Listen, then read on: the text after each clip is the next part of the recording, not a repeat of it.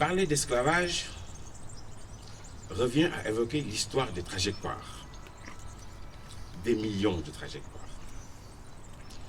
Chacune de ces trajectoires génère un phénomène économique pour les uns et social et vital pour les autres. La mémoire de l'esclavage est donc plurielle. Elle est profondément hétérogène et évolutive en fonction des situations et circonstances de l'histoire. Quelles que soient les formes d'esclavage à travers le monde, aucune d'elles n'a échappé au refus de domination à travers des luttes et des révoltes. Depuis la célèbre révolte des Anches en Mésopotamie, 869 à 883, pendant laquelle les esclaves menèrent une véritable insurrection contre les riches abbassides, ressentissant soulèvement libérateur de 1791 à Saint-Domingue mené par Toussaint Louverture, les luttes libératrices n'ont jamais cessé. L'idée de lutte, de révolte et de bataille est donc consubstantielle à l'histoire de l'esclavage. Parmi les communautés de l'époque composant le tissu social, l'une d'entre elles se distinguera beaucoup, aussi de folle manière, dans la lutte pour en finir avec ce crime. Ce sont les libres de couleur, esclaves affranchis et mulâtres. Ils étaient classés en libres de naissance, libres de droit, libres de fait, libres de savane, libres de rachat, libres pour fait d'armes ou liberté dite acquise étrangère. Je vous laisse apprécier l'absurdité de ces classifications sociales. Nous avons décidé de nous arrêter cette année sur l'œuvre de l'un d'entre eux, un personnage central dans le combat vers les abolitions. Il s'appelait Cyril Bicêtre. Né le 9 janvier 1795, fils de Charles Borromée Bicêtre et d'Élisabeth, Élisabeth étant la demi-sœur de Joséphine Beauharnais. Il était donc mulâtre, puisque fils de deux parents mulâtres, un couple de négociants assez aisés à l'image de bonne partie des livres de couleur. Ils possédaient eux aussi des esclaves. En 1818, Bicêtre s'installa comme négociant à Fort-Royal. Mais sa vie a basculé en 1823, année au cours de laquelle un texte d'appel au soulèvement anonyme de 32 pages intitulé « De la situation des gens de couleur aux Antilles », ouvrage diffusé tout à fait normalement en métropole, mais totalement interdit en Martinique du fait qu'il irrite particulièrement le procureur du roi et les béquets de Martinique. Il y est dénoncé les injustices dont les hommes de couleur libres sont victimes et réclament les mêmes droits que les Blancs, notamment dans l'exercice de certaines professions qui leur sont refusées comme avocats, médecins ou charpentiers. Manuel proposant effectivement le rachat aussi progressif des esclaves et demandant la suppression des châtiments corporels. Cyril Bicêtre est dénoncé au procureur du roi comme étant un des détenteurs de plusieurs exemplaires de ce manuel. Bicêtre il lui sera reproché de préparer un projet de réclamation des droits à la Chambre des députés. Le négociant est arrêté manu militari, ainsi que d'autres mulâtres. Le 12 janvier 1824, bien que n'ayant préparé une révolte d'esclaves et d'avoir rédigé le document anonyme, les hommes et Bicêtre vont subir une condamnation. Une condamnation à huis clos et sans recours d'avocat à la peine la plus lourde, les travaux forfaits à perpétuité. Cependant, croire que les condamnés, Bicêtre en tête, et ses collègues vont se laisser faire, c'est mal connaître le bonhomme. Ils vont mener un combat judiciaire sans merci, un combat acharné mais coûteux, jusqu'en cassation, pour obtenir révision et gain de cause. En 1827, Bicêtre se verra finalement condamné à 10 années de bannissement hors de la Martinique. Il en sort criblé de dettes, mais libre de se mouvoir, de s'exprimer et d'éditer des écrits. Il rejoint la métropole.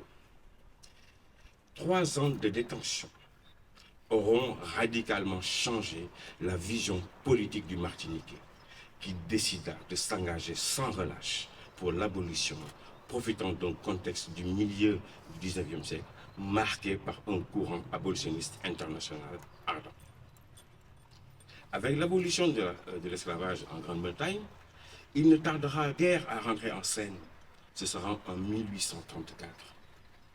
Il crée la Société des hommes de couleur, puis la Revue des colonies, recueil mensuel de la politique de l'administration, de la justice, de l'instruction et des mœurs coloniales par la Société des hommes de couleur, dont il en assure la direction. Dès son premier mensuel, Bicêtre demande l'abolition de l'esclavage et l'émancipation des esclaves. Son argumentaire fut simple, car il renvoie à la Déclaration universelle des droits de l'homme et du citoyen de 1789. Il écrivit « Les Français, qui sont en tête de la civilisation et de l'affranchissement de l'humanité, se laisseront-ils devancer par les Anglais dans cette circonstance? Ce sera à partir de ces moments que sa vie et ses actions politiques se confronteront avec celles d'un illustre personnage dont le destin marquera à jamais le récit de l'histoire de l'esclavage. Victor Schœlcher. Entre les deux hommes, la rivalité ne sera pas seulement palpable, elle sera réelle, elle sera vive. Ce sera de l'ordre du « je ne t'aime pas », moi non plus. Malgré nos destins liés, cela ne pouvait se dérouler autrement, car en ces périodes, Schœlcher était encore resté sur des positions bien radicales vis-à-vis de l'esclavage et du statut de l'esclave. Je m'en vais vous laisser quelques mots. Dans un article publié en 1830, Schœlcher écrivait « Les nègres, sortis des mains de leurs maîtres avec l'ignorance et tous les vices de l'esclavage, ne seraient bons à rien. Et la société actuelle, déjà mauvaise, serait infestée par plusieurs milliers de brutes décorés du titre de citoyen. » Schœlcher était de l'idée que les esclaves n'étaient pas prêts pour la liberté et envisageait un délai de 60 ans pour une abolition complète. 10 ans après, soit en 1840, dans la Revue des colonies, il en rajoute sur les libres de couleur. Les gens de couleur, libres, fruits de concubinage ou de débauche, nécessairement infestés par les vices du pays, versent dans l'oisiveté qui dévore et avilit cette race caractérisée par sa médiocrité, son inutilité, ses mœurs répréhensibles. Et comme si cela ne suffisait pas, les femmes esclaves en prennent aussi pour leur grade. Les femmes de couleur qui vivent en concubinage ou dans la dissolution parmi lesquelles les Blancs viennent chercher leur maîtresse comme dans un bazar, contribuent à l'abaissement de la classe qu'elles déshonorent. À ces femmes, quand elles deviennent libres, il ne reste plus que la prostitution. Pendant ce temps, Bicêtre, lui, loin de se préoccuper à des joutes qui n'améliorent guère la situation des esclaves, était déjà passé à une vitesse supérieure. Vous l'aurez compris, il était inaudible, impensable pour lui d'envisager un délai de 60 ans pour vaquer vers l'abolition. Son action sera sans relâche.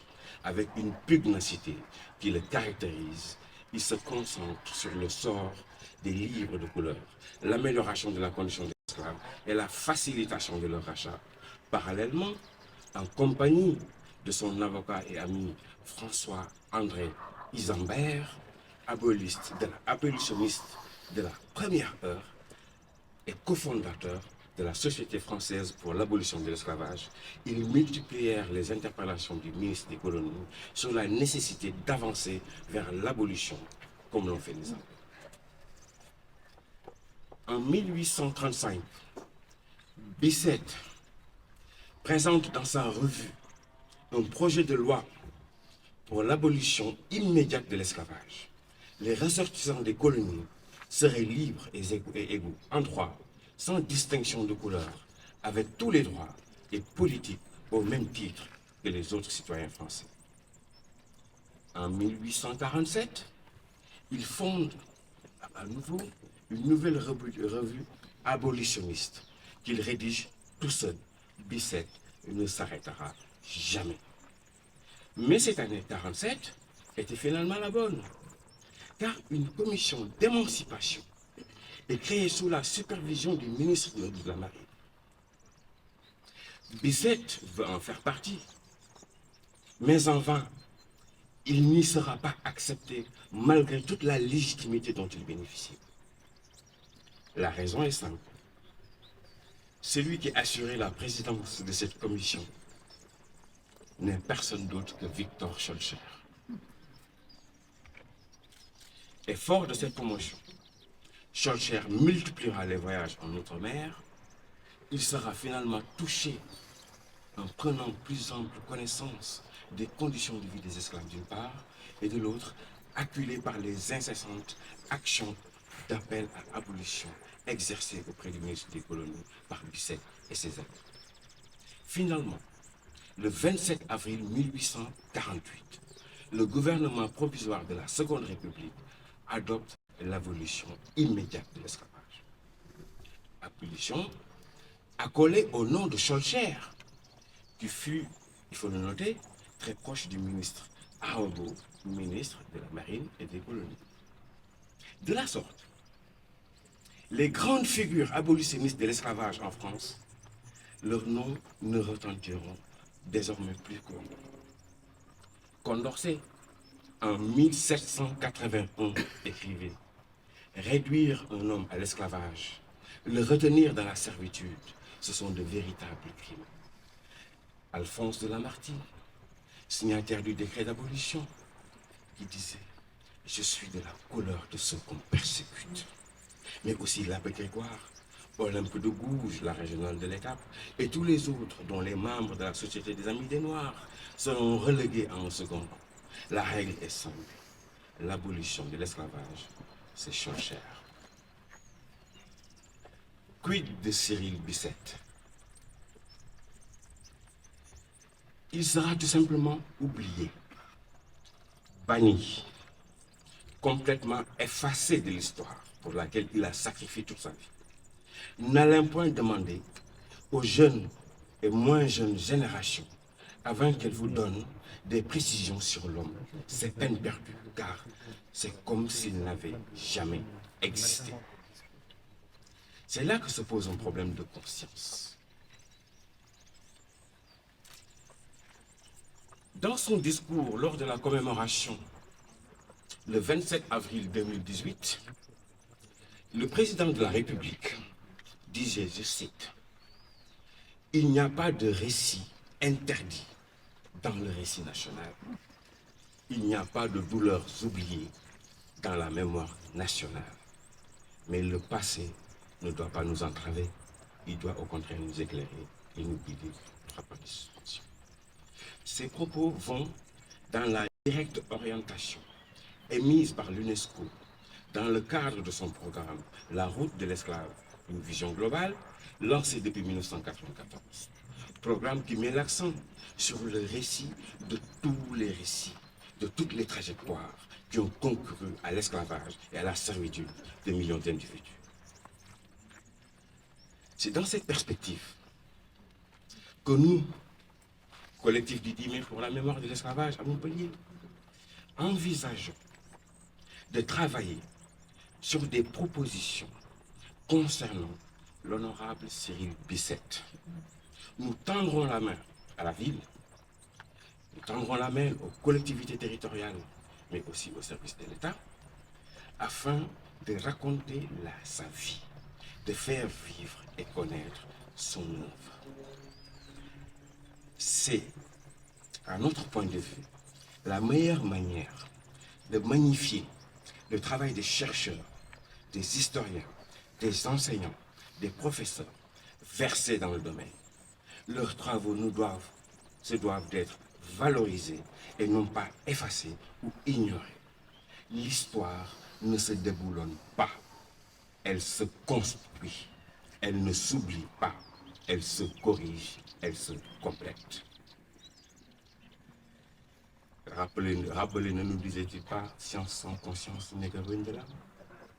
Eh bien, que Cyril Bicêtre et ses compagnons abolitionnistes, qui avaient très tôt compris que nous n'étions rien sur cette terre si nous sommes esclaves d'une cause, celle des peuples et celle de la justice et de la liberté, tel que le disait Frantz Fanon, puissent avoir toute leur place dans le récit national lié à cette page d'histoire la plus universellement partagée.